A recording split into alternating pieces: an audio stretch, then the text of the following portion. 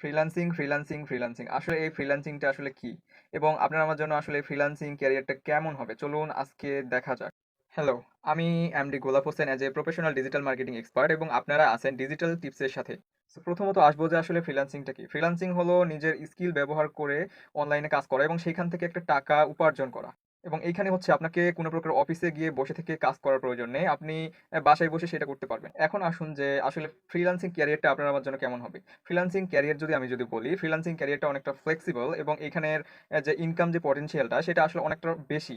এখানে আপনি নিজের প্রয়োজন অনুযায়ী আপনি ধরেন যে আপনি ছোট কোনো প্রজেক্ট করলেন অথবা বড় কোনো প্রজেক্ট করলেন অ্যাজ ইউর উইশ। আপনি আপনার পার্ট টাইম অথবা লং টাইম যে ক্যারিয়ারটা আছে এইটা হিসেবে কিন্তু আপনি কিন্তু নিতে পারেন। এখন আসুন যে আসলে ফ্রিল্যান্সিং এর ফিল্ডটা কতটা বড়।